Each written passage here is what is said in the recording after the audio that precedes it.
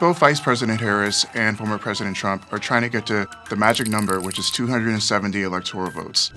The swing states are going to be key in this election cycle, and those are the states that are going to determine where the election is won or lost. Even if Vice President Harris is ahead in a national poll, the popular vote doesn't elect the president, it's electoral college. So she could be up nationally, she could win more votes than Trump nationally, but she could still lose the election if she doesn't win the electoral college. So that's why the swing states are so important, because those are going to be the states that both candidates are going to need to get to 270 and above. Arizona is a key Sun Belt state, and it has 11 electoral votes. And it's really a really important state because it was Republican leaning for decades. Democrats really didn't have a lot of success there.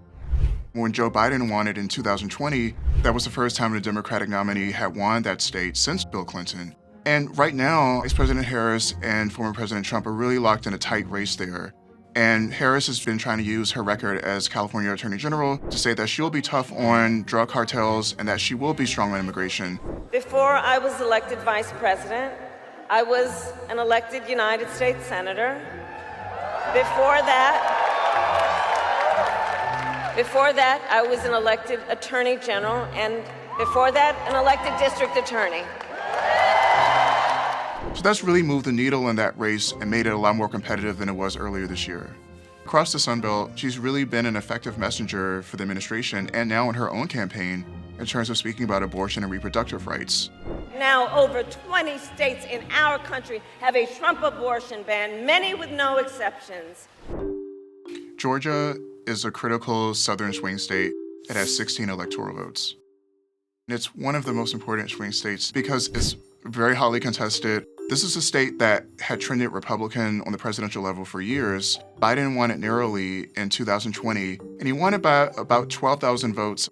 It was a very narrow win, and for years, Trump said that he was the one that actually won the state. I've been in 2 elections, I won them both, and the second one, I won much bigger than the first, okay?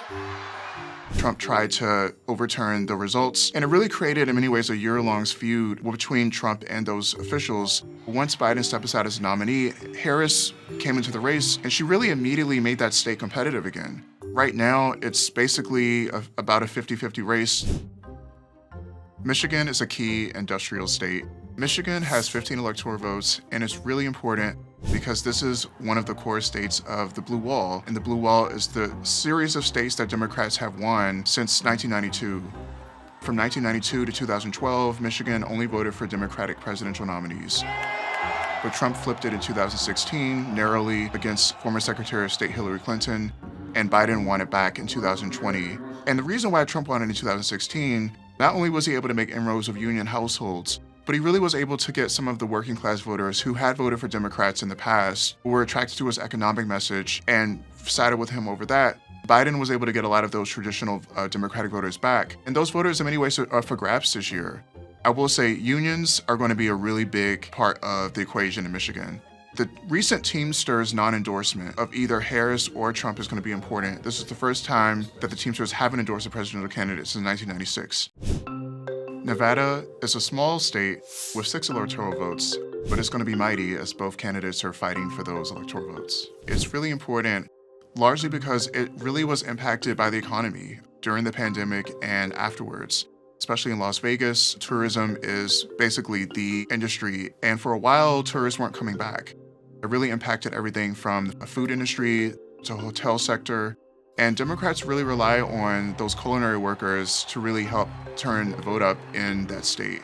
But also, a lot of those voters have been swayed by Donald Trump's economic message. He said that, hey, I can bring back the economy that we had before the pandemic.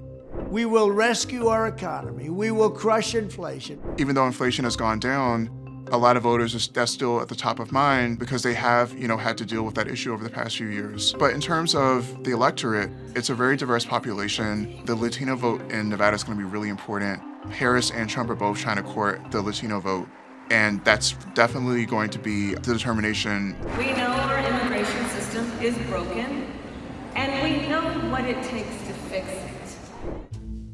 North Carolina is a key southern battleground, and it has 16 electoral votes. It's very economically diverse. You have a large rural population, and then you have large metropolitan areas anchored in Raleigh, anchored in Charlotte.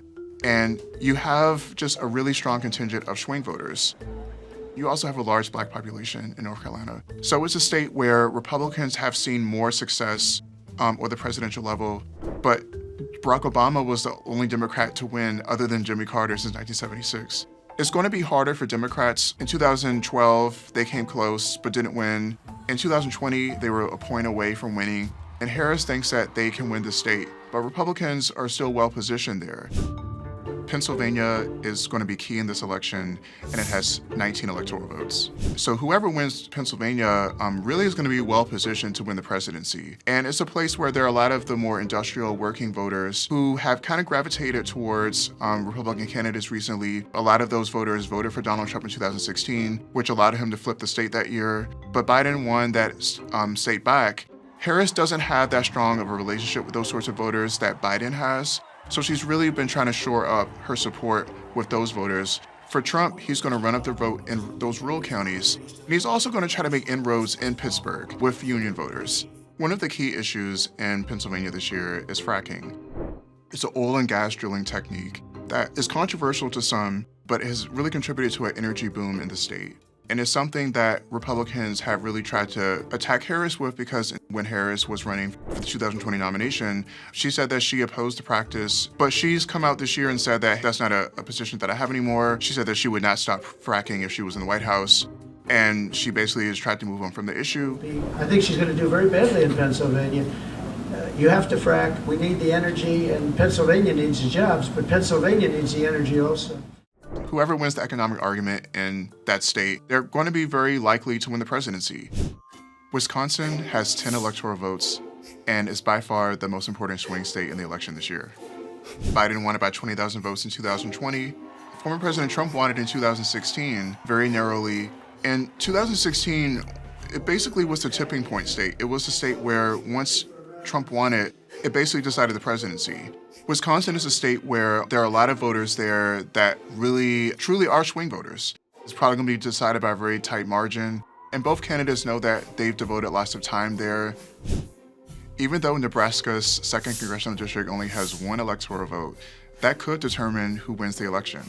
In most states, whoever wins the majority of votes in that particular state wins the entire share of the electoral votes. But in Nebraska, it's different. It's allocated by district, by congressional district. This year has been really unique because Republicans really tried to make an effort to change the law so that basically it would be a winner-take-all state. So far, their efforts have failed.